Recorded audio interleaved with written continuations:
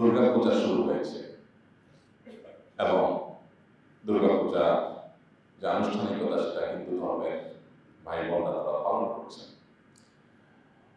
মুসলমান হিসেবে আমাদের এক্ষেত্রে ভূমিকা কেমন হওয়া উচিত? আমরা অনেককে দেখি এক্ষেত্রে প্রান্তিকতায় চলে যান।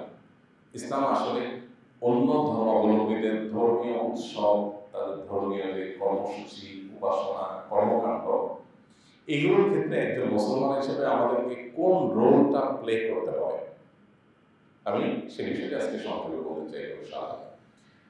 সর্বপ্রথম কথা হলো, ইসলাম সেই দিন, যে দিন, যে ধর্ম আমাদেরকে বলেছে লা ইকরাহা ফিদ্দীন, দিন গ্রহণ করার ক্ষেত্রে, ইসলাম গ্রহণ করার ক্ষেত্রে কোন প্রকার জবরদস্তি করা যাবে না। কাউকে জবরদস্তি করা যাবে না ইসলামে প্রবেশ করবার জন্য। এই কথা ইসলাম বলেছে কখন? এই কথা নাজিল হয়েছে কখন? প্রায় 1450 বছর আগে। আজ পৃথিবী যে জায়গায় দাঁড়িয়ে আছে, আমরা যে পৃথিবীকে বলছে আধুনিক বিশ্ব, আধুনিক পৃথিবী, সভ্য দুনিয়া, এই পৃথিবীতে সব ধর্মের মানুষের রাইটস নিয়ে আলাপ আলোচনা করা, এটা তো একটা ফ্যাশনের ব্যাপার। এটা এখন সবাই বলে, তাই না? আধুনিক, স্মার্ট, এটা প্রমাণ করার জন্য মানুষ অনেকে সবার যার যার অধিকারের কথা বলে। কোরআন এই আলাপ যখন তুলেছে, সেই সময়ের পৃথিবী একটু আমরা যদি চিন্তা করি, 1450 বছর আগের পৃথিবী, যেখানে মারামারি, খুনাখুনি, বর্বরতা, অসভ্যতা ভয়াবহভাবে গ্রাস করেছিল, সেই রকম একটা সমাজের বুকে দাঁড়িয়ে ইসলাম বলেছে লা ইকরাহা ফিদ্দীন, দ্বীনের মধ্যে ইসলাম গ্রহণ করার ক্ষেত্রে কাউকে কোনো জবরদস্তি করা যাবে না। আবারও বলছি, 2024-এর পৃথিবীর এই পর্যায়ে দাঁড়িয়ে সবাই যার যার ধর্ম পালন করবে, সে রাইট সবাই আছে, এই কথা বলা খুব সহজ। বরং এই কথা বলাটাই এখন ফ্যাশন, অনুকূল পরিবেশ। কিন্তু প্রায় 1500 বছর আগের পৃথিবীতে এই কথা বলাটা সহজ এবং চারটিখানে বিষয় ছিল না। আজ পৃথিবীতে যারা আমাদেরকে মানবাধিকারের সবক শিখায়, অ্যাজ এ মুসলিম আমাদের জানা থাকা দরকার, ওদের কাছ থেকে মানবাধিকারের সবক নেওয়া আমাদের সাজে না। আমরা কে? আমরা মুহাম্মদ সাল্লাল্লাহু আলাইহি সাল্লামের উম্মত। যে মুহাম্মদ সাল্লাল্লাহু আলাইহি সাল্লাম মানুষের এই জাতীয় অধিকারের কথা যখন বলে গেছে, তখন আজকের এই তথাকথিত মানবতাবাদী পশ্চিমাদের 14 গোষ্ঠীর জন্ম হয়। ওরা কল্পনাও যা করে না, ইসলাম সেটা বলে স্টাবলিশ করে পৃথিবীতে তারপরে চলে গেছে। যে মুহাম্মদ সাল্লাল্লাহু আলাইহি সাল্লাম তাওহীদের কথা বলতে গিয়ে মক্কা থেকে বিতাড়িত হতে হয়েছে, মক্কা থাকতে দেওয়া হয়নি তাকে নিজের মাতৃভূমিতে, মাতৃভূমি থেকে তাকে বের হয়ে যেতে হয়েছে। মদিনায় আসার পর শান্তিতে একটি রাত তাকে ঘুমোতে দেওয়া হয়নি। কখনো বদর, কখনো উহুদ, কখনো খন্দক, কখনো তাবুক, একটার পর একটা যুদ্ধ চাপিয়ে দেওয়া হয়েছে। সারা জীবন কোণঠাসার পরিস্থিতিতে ছিলেন, এত জুলুম, এত নির্যাতন, এত নিষ্পেষণ হয়েছে। এত কিছুর পরও সেই মুহাম্মদ সাল্লাল্লাহু আলাইহি সাল্লাম বলেছেন লা ইকরাহা ফিদ্দীন। আমাদেরকে অনেক সাফার করতে হয়েছে, অনেক জুলুমের শিকার হতে হয়েছে, তারপরেও বলি আমাদের ধর্মে আসার জন্য কাউকে জোর জবরদস্তি করা যাবে না। ইসলামের চাইতে আধুনিক আপনি কোন জীবন দর্শন খুঁজে পাবেন? আমি এই জন্য বলি, আপনি আধুনিক হতে পারেন, আপনি অগ্রসর হতে পারেন, আপনি আপডেটেড হতে পারেন, ইসলামের চাইতে বেশি হতে পারবেন না। আপনি মানুষের অধিকারের যে বিষয় নিয়ে ভাবছেন, আপনার বহু আগে ইসলাম সেটা শুধু ভাবনা নয়, ইমপ্লিমেন্ট করে গেছে। পৃথিবীতে বহু তাত্ত্বিক পাবেন, তারা বিভিন্ন জীবন দর্শন মানুষকে আইডিয়া দিয়ে গেছে। মুহাম্মদ সাল্লাল্লাহু আলাইহি সাল্লাম সেই মানুষ যিনি আইডিয়া শুধু দিয়ে যাননি, আইডিয়াকে বাস্তবায়ন করে রেখে গেছেন।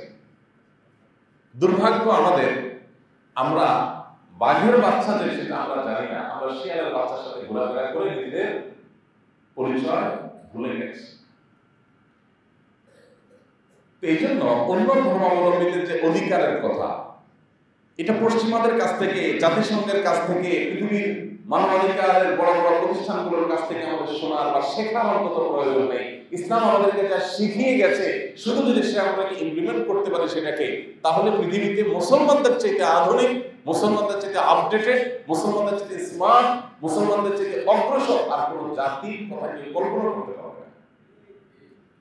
প্রয়োজন শুধুমাত্র সেই জিনিসগুলোর কি করা, প্রয়োগ করা।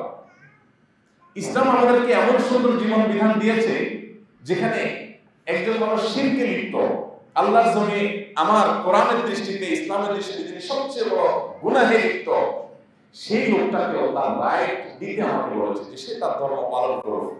আমি সেখানে কোনো প্রকার অসহযোগিতা বা বাধা দেওয়ার কাজ আমি করবো না, ইসলাম সেটা আমাকে করতে বলে। অন্য ধর্মের মানুষদের অধিকার কি ইসলাম কিভাবে সংরক্ষণ করেছে দেখো। রণাঙ্গনে যুদ্ধক্ষেত্রে পর্যন্ত মুসলমানদের সাথে অন্য কোনো ধর্মের মানুষের যদি যুদ্ধ লেগে যায়, সেখানেও নবী সাল্লাল্লাহু আলাইহি ওয়াসাল্লাম সতর্ক করেছেন, খবরদার অন্য ধর্মের মানুষের উপাসনালয়ে কোনো আঘাত করা যাবে না। তাদের ধর্মীয় ব্যক্তিত্বদের প্রতি যুদ্ধের কারণে তারা যুদ্ধে লিপ্ত না হলে তাদেরকে গিয়ে তুমি আঘাত করবে, সে অধিকার তোমাকে দেওয়া হয়নি। নারী কিংবা শিশু কিংবা বৃদ্ধ বা যুদ্ধে রত নয় এমন মানুষ যদি অন্য ধর্মাবলম্বী হয়, খবরদার তাদেরকে আঘাত করা যাবে না। গাছপালা, ফসল, এগুলো যদি অন্য ধর্মের মানুষের সাথে যুদ্ধ চলছে তাদেরও হয়, এগুলো গাছপালা কোনো দোষ করেনি, এগুলোকে নিধন করা যাবে না, ধ্বংস করা যাবে না। আজ পৃথিবীতে কলকারখানার যে উন্নতি, অগ্রগতি, আজকে পৃথিবীতে যে ফ্যাক্টরি রেভলিউশন হয়েছে, আজকে যে শিল্প বিপ্লব ঘটেছে, যার ফলে কালো ধোঁয়া, কলকারখানার বর্জ্য আমাদের প্রকৃতিকে, আমাদের পরিবেশকে নষ্ট করছে। এখন বৃক্ষরোপণের অনেক ফজিলত অনেকেই বলতে পারেন। 1400 বছর আগের পৃথিবীতে যখন এই চ্যালেঞ্জ ছিল না, এই পরিবেশ বিপর্যয় ঘটেনি, ওই সমাজে বৃক্ষ তরুণতাকে হেফাজত করার জন্য, সংরক্ষণ করার জন্য, সেগুলো যেন কেউ নিধন না করে, তার জন্য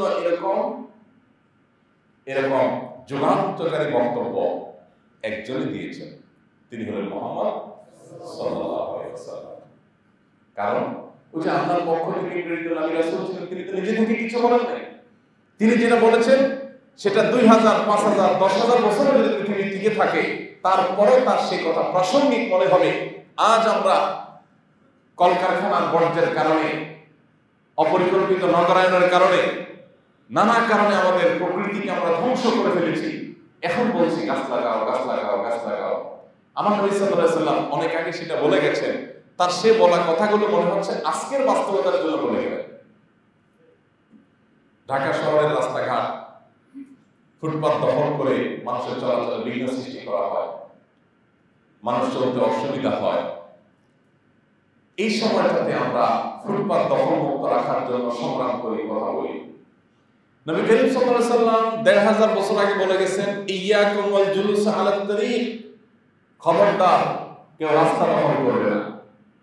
আপনি একটু চিন্তা করুন তো, তিনি এই কথা যখন বলেছেন, তখনকার মক্কাতে, তখনকার মদিনাতে মোট মানুষ বসবাস করত কয়েকশো বা কয়েক হাজার, যেখানে এখনই প্রতিদিন মিলিয়ন মিলিয়ন মানুষ বসবাস করছে। হাজার কথা, মিলিয়ন কোথায়? সেই মক্কায় চতুর্পাশে মরুভূমি আর মরুভূমি। আজকের মতো এরকম আধুনিক বিশ্বের মতো পরিকল্পিত রাস্তা ছিল না। রাস্তা তো আছে, তো দেখা যাচ্ছে 1/2 কিলোমিটার জুড়ে রাস্তা। তো সেই রাস্তায় যদি মানুষ বসেও খুব বেশি সমস্যা হওয়ার কথা ছিল না। এখনকার তো পরিকল্পিত নগরায়নের মধ্যে একটা বিশেষ সাইজের রাস্তা থাকে, 40 ফিট, 60 ফিট, 100 ফিট, 80 ফিট। এর মধ্যে বসে গেলে মানুষের চলাচল অসুবিধা হয়। ঘনবসতি, শহরে অনেক মানুষ বসবাস করে। তখন তো বহুতল ভবন ছিল না, এত মানুষ বসবাস করতো না, রাস্তা বসলেও ঝামেলা হতো না। কিন্তু তখনই তিনি বলে গেছেন, খবরদার তোমরা রাস্তা দখল করবে না। আপনি চিন্তা করুন, আজকে রাস্তা দখলের যে মহোৎসব চলছে, এই জটিল পরিস্থিতিতে আমাদের নবী করিম সাল্লাল্লাহু আলাইহি ওয়াসাল্লাম সেই হাদিসটাকে যদি আপনি এখানে কপি পেস্ট করেন, আপনার কাছে মনে হবে আজকে ঢাকা শহরের ফুটপাত দখলমুক্ত করবার জন্য তারা নবী সাল্লাল্লাহু আলাইহি ওয়াসাল্লামের কথা বলেছে। ইসলামের যে অলৌকিকত্ব, নবী সাল্লাল্লাহু আলাইহি ওয়াসাল্লামের জীবনের প্রতিটা নির্দেশ, এটা যে চিরভাষ্য, এটা যে চিরপ্রাসঙ্গিক, এটা যে চিরকালের জন্য প্রযোজ্য, এটা বোঝবার জন্য আপনি নবী সাল্লাল্লাহু আলাইহি ওয়াসাল্লামের এক একটা হাদিস ধরে ধরে অ্যানালাইসিস করলে আপনার জন্য সেটা যথেষ্ট হয়ে যাবে। আপনি নিজেই বুঝতে পারবেন যে কিভাবে তিনি এই ক্রাইসিসের সমাধান ১৫০০ বছর আগে দিয়ে গেছেন। এই যে কদিন আগে করোনা হইল, দেখেন করোনার সময় আমরা যেন এক শহর থেকে অন্য শহরে না যাই, আরো নানাবিধ স্বাস্থ্যবিধি মেনে চলি, এটার জন্য গোটা পৃথিবীর স্বাস্থ্য বিজ্ঞানীরা আমাদেরকে সতর্ক করা শুরু করলেন। অথচ এই একই কথা নবী সাল্লাল্লাহু আলাইহি ওয়াসাল্লাম ১৫০০ বছর আগে বলে চলে গেছেন যে কোনো এলাকাতে মহামারী দেখা দিলে সে এলাকা রেখে আরেক এলাকায় তোমরা যাবে না, প্রত্যেকে যার যার এলাকায় থাকবা, কোয়ারেন্টাইন মেনটেন করবা, লকডাউন মেনটেন করবা, স্বাস্থ্যবিধি মেনে চলবা, এগুলোর জন্য আমাদেরকে নির্দেশ করে গেছেন এবং সেগুলোই ডাক্তাররা পরবর্তীতে এসে বলছেন। তিনি যখন বলেছেন তখন কোভিড-19 ছিল না, তখন এই ক্রাইসিস ছিল না, কিন্তু আজকের বাস্তবতা মিলাই দেখে হাদিসটা একেবারে মনে হচ্ছে আজকের জন্য উনি বলে গেছেন। ভাইরা আমার, আজ অন্য ধর্মাবলম্বী মানুষদের অধিকার নিয়ে গোটা পৃথিবী খুব সোচ্চার, সংখ্যালঘুদেরকে নিয়ে সারা পৃথিবী খুব সতর্ক, সারা পৃথিবী খুব কনসার্ন যে সংখ্যালঘুদের অধিকার নিয়ে কথা বলতে হবে। আমার নবী সাল্লাল্লাহু আলাইহি ওয়াসাল্লাম সংখ্যালঘুদের অধিকার এটা নিয়ে শুধু কথা বলেন নাই, বাস্তবায়ন করে রেখে গেছেন পৃথিবী। দেখুন,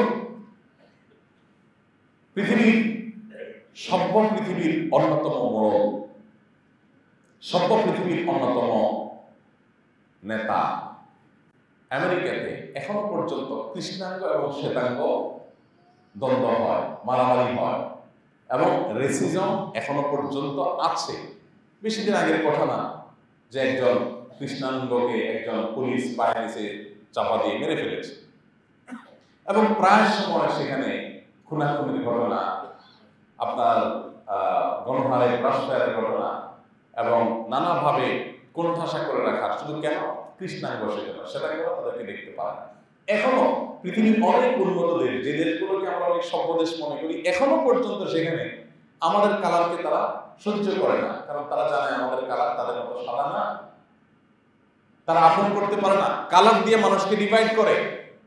কিন্তু আপনি এই দুনিয়াতে আজকের পৃথিবীতে যখন খুব বেশি লম্বা কথা শুনতে পান, অনেক বড় বড় কথা শুনতে পান যে সংখ্যালঘুদের অধিকার আদায় করতে হবে, তাদের ব্যাপারে কথা বলতে হবে, এটা ফ্যাশনও করে দিচ্ছে। আজকাল স্কুল কলেজে পড়াবান যারা শিক্ষিত মানুষ দেখবেন, হ্যাঁ নারীর অধিকার, শ্রমিকের অধিকার, এগুলো বলার আমি খারাপ বলছি না, আমি বলছি যে এগুলোর ব্যাপারে সোচ্চার হওয়াটা এখন একটা সহজ ব্যাপার, কারণ এটা গোটা পৃথিবী চাচ্ছে। আর আমার নবী করিম সাল্লাল্লাহু আলাইহি ওয়াসাল্লাম ইসলাম এইটা অনেক আগে প্রয়োগ করে রেখে গেছে। যখন এদের এই আদর্শের যারা ধ্বজাধারী বা আদর্শের যারা প্রবর্তক বা প্রবক্তা তাদের কারোর জন্ম হয়নি, তখন পৃথিবীতে এটা তিনি বাস্তবায়ন করে গেছেন। কোন পৃথিবীতে? যে পৃথিবীতে এগুলো বাস্তবায়ন করার অনুকূল পরিবেশ ছিল না। আপনি দেখুন, তিনি সেই সময় বেলালে হাবশী রাদিয়াল্লাহু আনহু, যিনি বাহির থেকে আসছেন, আরবের মানুষ না, আরেক দেশের মানুষকে এক দেশের মানুষ সহ্য করে না, ভিন দেশি হিসেবে একটা দূর ভাব করে। এক তো বাহির থেকে আসছে, আবার তার গায়ের রংটা ছিল কালো, আরবরা সাদা, সাধারণত তারা এটাকে সহ্য করার কথা না। এরপর তার ভাষা এদের চাইতে ডিফারেন্ট কিছু। সালমান ফার্সির যারা আসছেন তার ভাষাই হলো ফার্সি ভাষা, আরবি ভাষাই তার না, আরেক দেশি মানুষ। নবী করিম সাল্লাল্লাহু আলাইহি ওয়াসাল্লাম এই মানুষগুলোকে এমন ভাবে পুনর্বাসন করেছেন, প্রতিষ্ঠিত করেছেন মদিনাতে, যে নবী সাল্লাল্লাহু আলাইহি ওয়াসাল্লামের অ্যাসিস্ট্যান্ট, তার সহকারী মুয়াজ্জিনের পদ তাকে দিয়ে দিয়েছে। মক্কায় সবার উপরে মাথা তুলে যিনি আযান দিয়ে মুয়াজ্জিনের গৌরব অর্জন করেছেন। আজকালকার আমাদের সমাজে মুয়াজ্জিনের যে অবস্থা, এটা না, সেই সময়ের মুয়াজ্জিন, নবী সাল্লাল্লাহু আলাইহি ওয়াসাল্লামের সময়ের মুয়াজ্জিন মানে হলো রাসূল আকরাম সাল্লাল্লাহু আলাইহি ওয়াসাল্লাম পরেই মসজিদের মধ্যে যার পথ, কারণ সেখানে তো সানি নামের কোনো পথ ছিল না, মুয়াজ্জিনের পথ ছিল শুধু। এইরকম একটা বাস্তবতা আমাদের আছে, এরকম একটা ইতিহাস আমাদের আছে, প্রয়োজন শুধুমাত্র সেগুলো ইমপ্লিমেন্ট করা। আমাদের নবী সাল্লাল্লাহু আলাইহি ওয়াসাল্লাম এই করেছে, সে করেছে, এগুলো বলে শুধু তৃপ্তি ঢেকুর তুললে হবে না, আজ সেগুলো আমাদেরকে বাস্তবায়ন করতে হবে। কিন্তু আমার এই কথা বলার উদ্দেশ্য হলো যে অন্য ধর্মাবলম্বীদের অধিকার নিয়ে আজ সোচ্চার হওয়ার জন্য আপনার ইসলামই যথেষ্ট। আপনার ইসলামই আপনাকে উৎসাহিত করে যে আপনি তাদের প্রতি কোনো প্রকার অবিচার, অন্যায় আচরণ করবেন না। এই জন্য অন্য ধর্মাবলম্বীদের যে ধর্মীয় কার্যক্রম আছে সেগুলো তাদেরকে আপনি করতে দিবেন।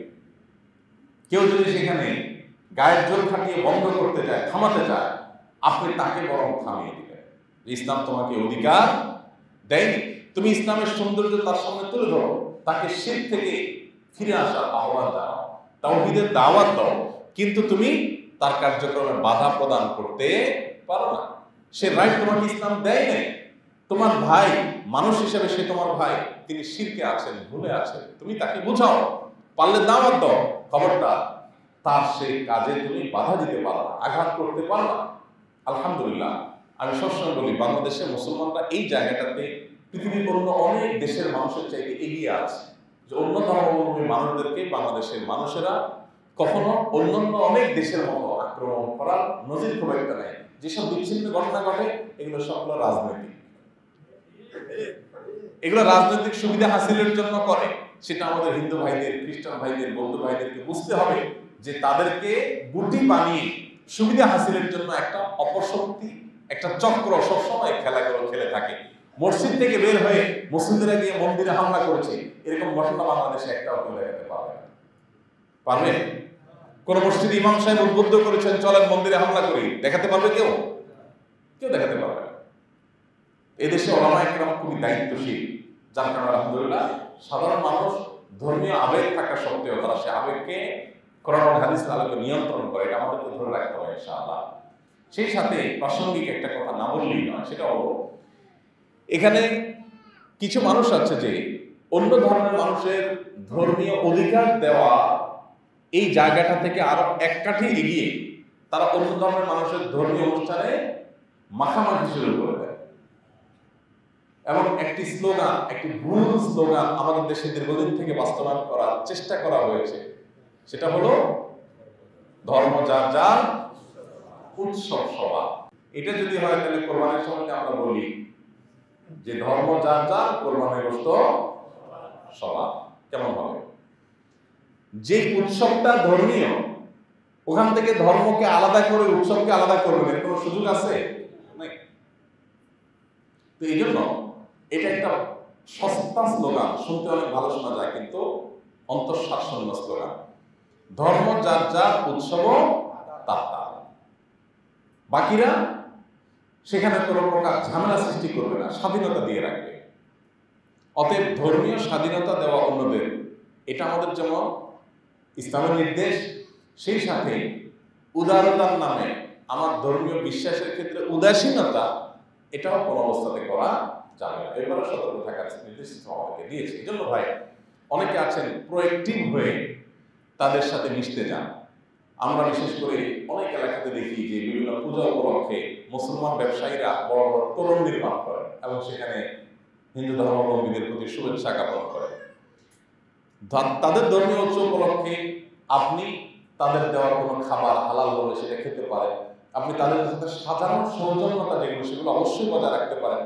সামাজিক যে সৌন্দর্য সেটা বজায় রাখার জন্য আপনি তার সাথে হাসি মুখে থাকা, উপহার উপঢৌকন আদান প্রদান করা, তার বাসায় যাওয়া, তাকে আপনার বাসায় আনা, তার অধীনে কাজ করা, তাকে আপনার অধীনে নিয়োগ দেওয়া, এগুলো পুরোটা ইসলাম নিষেধ করে না। আল্লাহ তাআলা বলেছেন লা ইয়ানহাকুমুল্লাহু আনিল লাযীনা লাম ইউকাতিলুকুম ফিদ-দীন ওয়া লাম ইখরিজুকুম মিন দিয়ারিকুম আন তাবাররুহুম ওয়া তুহসিনু ইলাইহিম ইন্নাল্লাহা ইউহিব্বুল মুহসিনিন। যে সমস্ত অন্য ধর্মের মানুষরা তোমাদেরকে ধর্মযুদ্ধ চাপিয়ে দেয়নি, তোমাদের দেশ থেকে জোর করে বের করে দেয়নি, অর্থাৎ কোনো অন্যায় করছে না, শান্তিপূর্ণ সহাবস্থান আছে যাদের সাথে, তাদের প্রতি সদাচরণ, ন্যায়নিষ্ঠ আচরণ করতে আল্লাহ তোমাদের নিষেধ করেন না, বরং ন্যায়নিষ্ঠ আচরণকারীকে আল্লাহ পছন্দ করেন। তাহলে কি বোঝা গেল? যে যারা আমাদের সাথে শান্তিপূর্ণ সহাবস্থান করছেন, আমাদের হিন্দু ভাই বোনেরা, খ্রিস্টান, বৌদ্ধ, তারা সবাই মিলে আমরা বাংলাদেশ। আমার বিশ্বাসের জায়গাটা ভেরি ক্লিয়ার থাকতে হবে, এখানে কোনো ধোঁয়াশা থাকলে চলবে না। আল্লাহ তাআলার কাছে ইন্নাদ-দীন ইনদাল্লাহিল ইসলাম, আল্লাহর কাছে একমাত্র মনোনীত দিন হবে ইসলাম। অতএব ইসলাম ছাড়া অমাইয়াত্তা লিগাল ইসলামে দীনান ফালান ইয়াকবালা মিনহু, ইসলাম ছাড়া অন্য কোনো দিন আল্লাহর কাছে নিয়ে গেলে কবুল করা হবে না। আমি জানি যে শিরক আল্লাহর কাছে সবচেয়ে বড় অপরাধ, কিন্তু যেহেতু তিনি তার ধর্মীয় দৃষ্টিকোণ থেকে করছেন, সো তার জিনিসটা তিনি করবেন। এটার জন্য আব্দুল্লাহ জাহির রহমতুল্লাহের চমৎকার উদাহরণ আছে। স্যার বলেছেন এই ধর্মীয় যে পারস্পরিক ধর্মীয় যে স্বাধীনতার ব্যাপারটা, এটা অনেকটা আমাদের দেশে গণতান্ত্রিক সমাজে যে রাজনৈতিক দলগুলো আছে সেগুলোর মতো। প্রত্যেকটা রাজনৈতিক দলের নিজস্ব আইডিওলজি আছে। এই আইডিওলজির ভিত্তিতে তারা তাদের কার্যক্রম পরিচালনা করে। একটা দলের সাথে আরেকটা দলের আইডিওলজিক্যাল আদর্শিক অনেক পার্থক্য থাকে, কিন্তু প্রত্যেকে যার যার স্বাধীনতা বিশ্বাস করে। ঠিক আছে, তুমি তোমারটা প্রচার করো, আমি আমারটা প্রচার করি, কিন্তু আমি বিশ্বাস করি তুমি রাইট না, তুমি রং, এটা আমি বিশ্বাস করি। যারা বিএনপির রাজনীতি করে তারা কি আওয়ামী লীগের রাজনীতিকে সঠিক মনে করে? যারা আওয়ামী লীগের রাজনীতি করে তারা কি বিএনপির রাজনীতিকে সঠিক মনে করে? না, অবশ্যই আমি মনে করি তুমি ভুল। কিন্তু গণতান্ত্রিক সমাজ হওয়ার কারণে তোমারটা তুমি করো, আমারটা আমি করো, আমি তোমাকে বাধা সৃষ্টি করতে যাবো না, তুমি আমার বাধা সৃষ্টি করবো না, এতটুকু।